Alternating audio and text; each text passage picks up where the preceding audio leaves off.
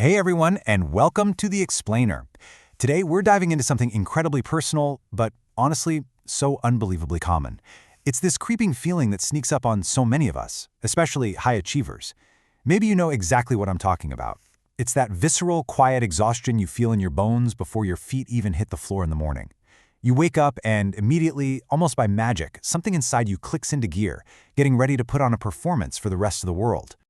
Okay, let's dive into this. Why does your life so often feel like you're reading from someone else's script?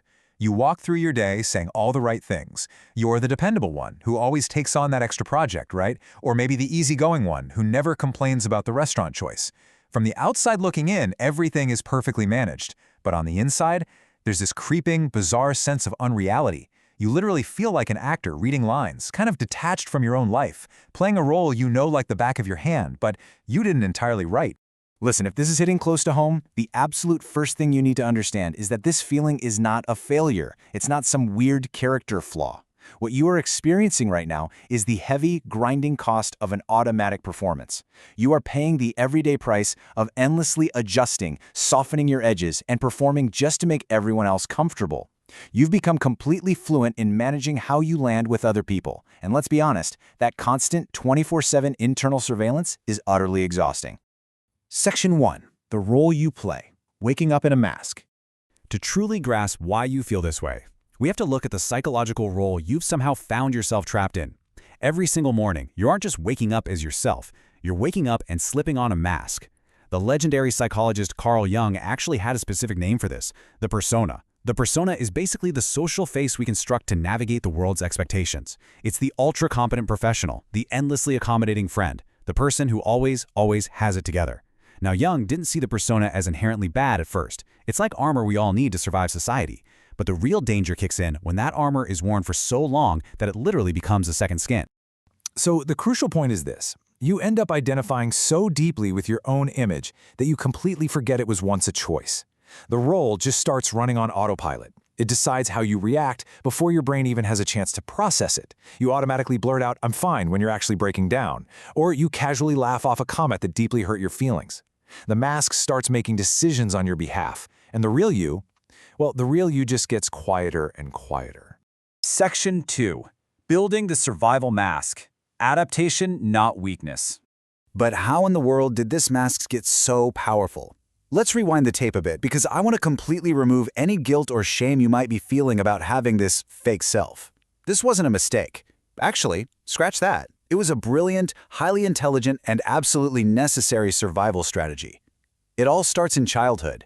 You didn't build this smaller, heavily edited version of yourself for the people in your life right now. You built it to survive your early environment. Then, moving into early adulthood, society heavily rewarded you for it.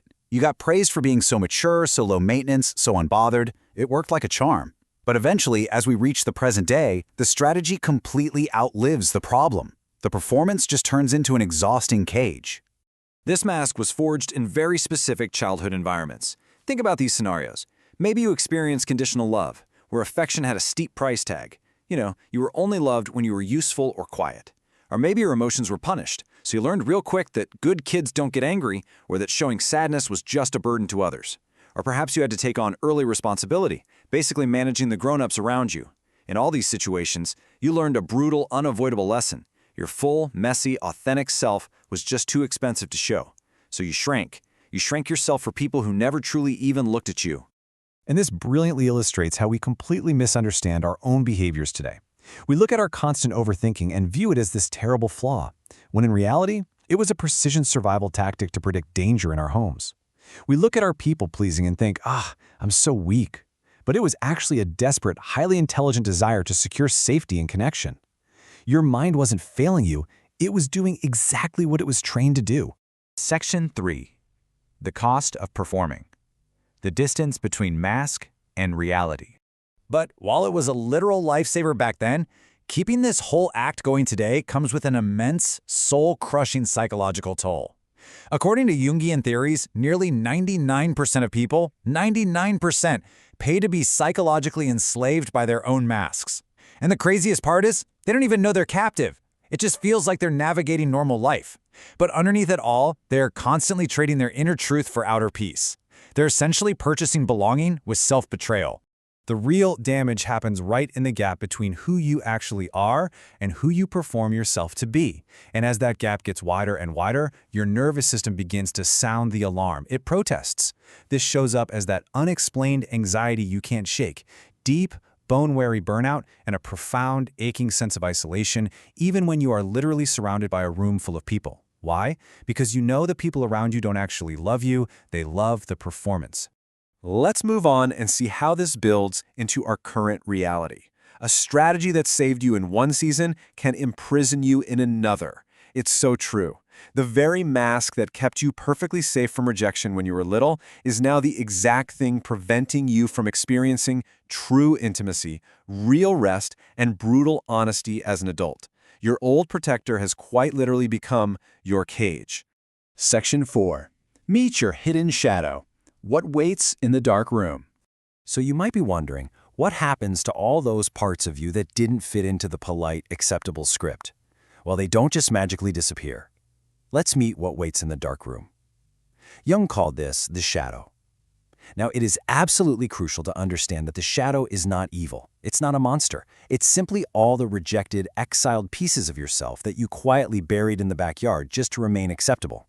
It's your firm boundaries before they were softened. It's your righteous anger. It's your completely valid need to be comforted. It's every single part of you that was ever deemed too much or inconvenient.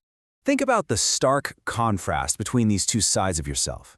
The persona you present to the world is calm, accommodating, flawless.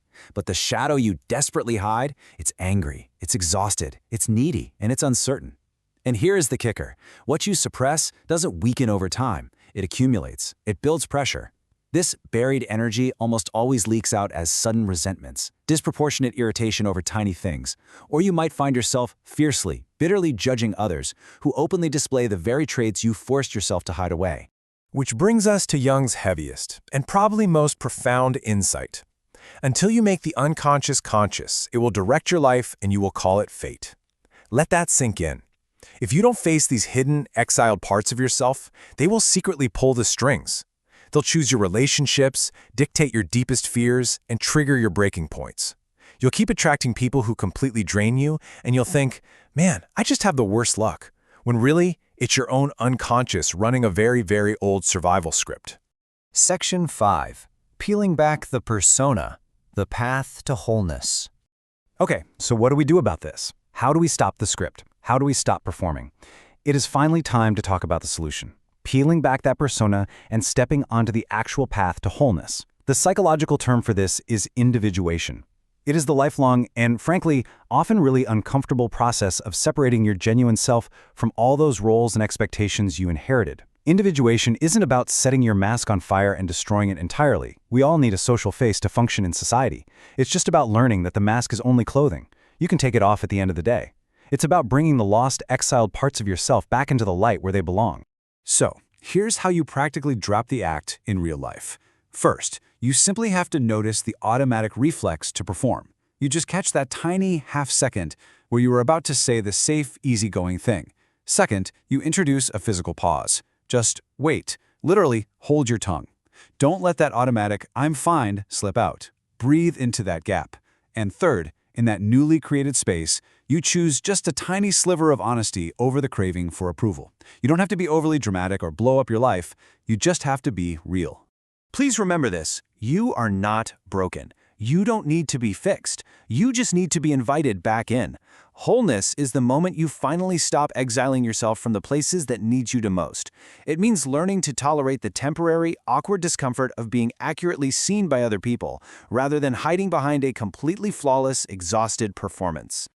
Now, what's really interesting is this final provocative thought. The ultimate question we are left with is this.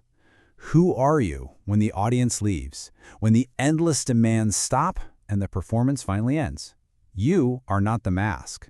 You are the deep awareness right behind it, waiting patiently to be brought back to life. I think it's time to step off the stage.